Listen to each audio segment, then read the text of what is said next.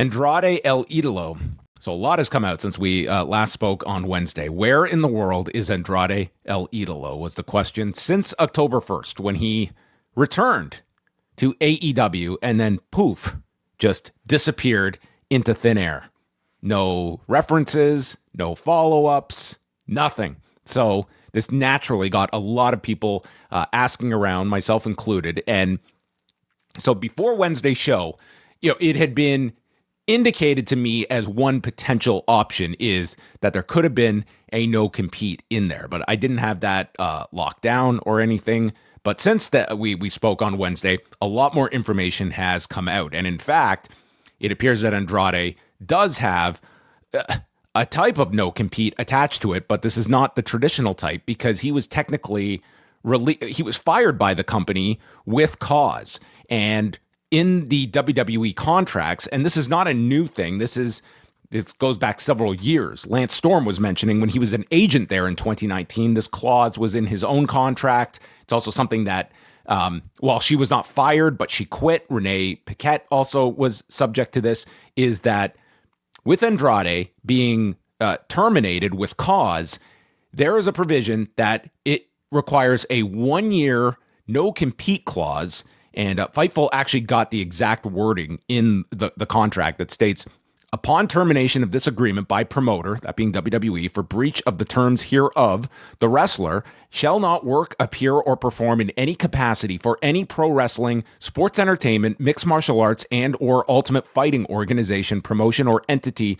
not owned or controlled by promoter or any affiliated subsidiary company in the United States for a period of up to 1 year from the date of such expiration or termination as specified by the promoter in the notice of termination provided. However, that if no, okay, well, that's the general gist of this this clause, which it remains to be seen. But another aspect to this is that apparently, like, he would not be paid for this year on top of things, which is insane.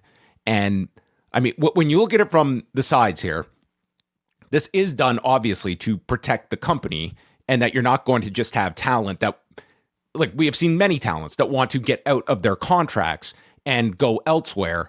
Like, this is done as a way to prohibit talent from just purposely trying to get fired and then they can go to where they want. However,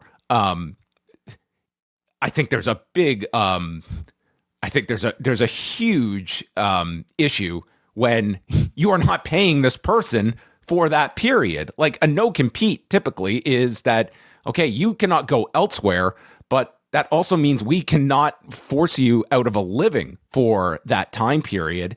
And I would be very confident if Andrade wanted to fight this, but are you going to fight this becomes the big question attached to this. And will this, in fact, be a full year before he can go to AEW? And was his appearing on October 1st, which opens up a lot of questions of how that happened, does that cause any further problems as well? Because technically he violated this clause. Yeah, sure. A lot of questions. I mean, a lot of questions. Just to backtrack and think about the timeline. I mean, I think the first thing you ask is, well, how did this guy get onto AEW television? How did AEW's own lawyers perhaps miss this part of the contract? How did I don't know if Andrade had lawyers in dealing with AEW while getting signed. How was none of this stuff properly sorted out, and some of that, I guess, is due to like the sort of unusual nature of the way he was dismissed. I mean, people get fired, of course, but who knows how he was dismissed in particular. But secondly, I feel like this really is highlighting something that even though it's in a lot of their contracts, I don't know if we've ever actually seen it like play out this quite like this way, and so it's going to be challenged, I think, in a way that it probably hasn't been challenged before. If he is actually looking at a 1-year absence, unpaid. Unpaid. I mean, I definitely think that he would probably challenge this in court, and I'm very curious to see the results, because I think just in thinking about it, I mean, logic will tell you that like it would be in his favor, but you never really know. I don't know what the precedent for something like this is. It's a costly fight if you're Andrade to. But it's costly to not get paid for 1 year, not to mention like the time that you're off from, television. And we should add, and it's not a great situation. It is limited to the United States. So in theory, he could work elsewhere, but obviously his real money is in a United States company in AEW. That is like, you are not going to make comparable money in Japan or Mexico, even in high demand, which you would think out of the gate he would be. For CMLL, for New Japan, which are all partner companies with AEW. But there is a larger issue, is that talent that have this incredibly egregious clause. And again, I'm not going to so far say that like talent, we always go over this. Every few months, there is an instance, and it really does show you how not having any type of representation for yourself in terms of any collective, or in terms of like this being just the industry standard, that you sign this and you can be fired with cause and be handicapped for a year afterward. And that's reportedly like Renee Paquette was not fired. She quit, but she also had a year before she could go to AEW, and reportedly unpaid for that year as well. And I'm sorry, like, I don't imagine how a judge could uphold that type of a restrictive clause. Like, if you want to freeze someone for a year and they're willing to sign it, that's fine. But you cannot also keep them out of a salary for a year. You will have to pay for that privilege of not having that person go to your competitor for a year. Right. Yeah. Now, so what do you think? Again, we're not lawyers. We're not criminal. We're not contract lawyers. I can do all of this. I'll figure this out. Yeah. You must have got it over the past couple of days. But like, what is a reasonable amount of time? If somebody wanted to quit, that you could prohibit them from working with another. First of all, I think the idea of talent like purposely trying to get fired, I mean, I think like we're talking about like what significant threat is that? Is that a realistic threat? Yes. Of talent trying to purposely get themselves fired? Well, I'm not saying it's common, but I'm sure it has happened and will happen and can continue to happen in the past, and that's what contracts are here for. To prevent Look no further than AEW, and I mean, this is not. I'm not saying he did get himself fired, but the speculation of CM Punk and how he exited this company. These provisions are there for a reason. And I mean, it was and that was, and he was fired, and he did not have any kind of clause like this that he had to contend with. They didn't let him have to. Could you imagine Punk being frozen for a year after they fired him with cause? But if you're Tony Khan, are you not second guessing whether or not you should have something like this, knowing that the competition has that? Listen, any promotion, I think they're going to have greater leverage with their talent, who are ultimately, many of them are just going to sign these very restrictive contracts, but I don't think they would hold up. But I also don't necessarily, I'm not holding my breath for any of these talents to fight these contracts either. I think you can certainly make a case, like what becomes like, so reportedly, like Andrade had wellness violations, which don't necessarily mean he failed a test. He may not have been present when they went to go test him. The old way was, it was like 3 strikes and you're out. And like, how many of these violations were there? Like, was there, like, in their estimation, there was cause here? I mean, if you're a performer, you may want to argue that. You may want to fight that argument. Like, if WWE wanted to just freeze somebody and not let them go, they could fire you, and they could come up with a reason.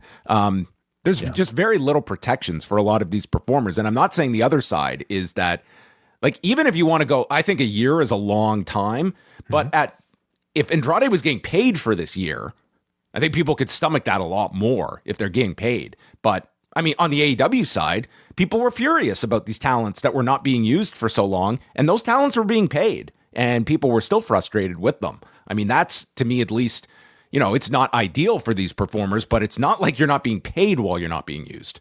Yeah. Again, this is kind of getting into like territory that we really don't know enough about to speak on. Neither of us have had an AEW or WWE contract, and I'm very curious if this goes to court, because I hope I hope it identifies a spot in all of these, the contracts that seems to have been commonplace, going as far back as like Lance Storm working as an agent, that maybe should be updated and rectified to be either a bit more fair, or if it continues to be enforced, well, what's the justification for it? I would like to know. Those changes are only going to happen if they're challenged. Like, there's nothing to incentivize WWE to alleviate these. If talent are signing them, like what pushback are we getting toward that? So this Andrade case, I think, is the most interesting because of that reason. The fact that we may actually get a legal challenge for it. I mean, the public seems to be demanding it. It's going to come down to Andrade and what he values as, like, do I just coast for? Does it come down to AEW? Like, does AEW have a stake in this, in wanting to, to use him as a talent to maybe break barriers for the industry, to have more fair sort of contracts for wrestlers, period. What is your best thought about how he showed up on October 1st? Like, the best theory I can have is that, like, I cannot fathom that AEW was not sitting down and viewing his contract. Like, I don't fathom that they were going on his word that, I asked, do I have a 90-day no-compete? No, I don't have a 90-day no-compete. I'm not lying. It turns out I have a 1-year no-compete. I just don't fathom that being a realistic one. Now, is it possible that WWE told Andrade one thing, and then once he showed up on AEW, they decided to invoke this, which is in the contract? I mean, all these questions are there, but there is definitely questions on just how did this happen on October the 1st. I think there has to have been, at minimum, some miscommunication here, because I don't for a second think AEW would have just willingly tested this if they felt that there was a chance of putting a guy on television that is not legally able to. For this to be enforceable, this has to be on the contract that Andrade signed when he, began his employment with the WWE this time around. And due to the way he was let go from this company, I guess, should there not have been some? How is AEW not aware of this clause? Well, that's how many WWE contracts have they dealt with in the last 6 years? Like, we know that this goes back probably further than 2019, but we know it was in a 2019 contract. Like, and we knew that this guy was fired. We knew this was not just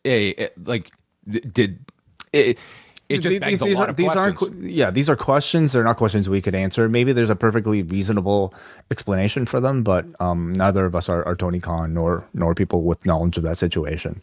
But John Alba tried his hardest. Tony Khan was not biting on anything on this media call on Tuesday. He's a big fan of Andrade, and he's excited to see him. And then he took another stab at it with a follow-up, and I'm saying all I can say at this point. Tony Khan was not going out on any kind of limb here to speak about Andrade. Said that, Kota was definitely going to be wrestling on this show this weekend, and presumably we were going to be getting the Golden Lovers with Josh Alexander and probably Mark Davis, you would think. You don't think Andrade? Well, I think by this point Andrade was not available any longer. So. No, it's like if we're rewinding to October 1st, yeah, I'm sure Andrade was in the although Andrade was booked for this card in Puerto Rico, which he is still being advertised for tomorrow. But that's not U.S. Oh, you mean so he Puerto wouldn't Rico? be able to make Puerto Rico technically is the U.S. and that's. If he ends up working this show tomorrow, he's really going to be testing the limits here, because believe me, if he shows up at that show, WWE is very much going to believe Puerto Rico is the U.S., Bad Bunny or not. Okay, I know a lot of Americans suddenly into Puerto Rico. Whoa, what country is that? That'll be very interesting if he works that show tomorrow. On the Post Wrestling Cafe this month, John Pollock and Wei Ting sit down for a new edition of Talk. We are also going back to 1992 to look at the G1 climax from that year. Rich Vann and WH Park are getting together to review Peacemaker Season 2 and look at Marvel Zombies. Plus, we have Book Club detailing Kamala Harris's new release, 107 Days, weekly editions of Collision Course, and the XL versions of Rewind to Raw, Dynamite, and SmackDown. All can be found at postwrestlingcafe.com.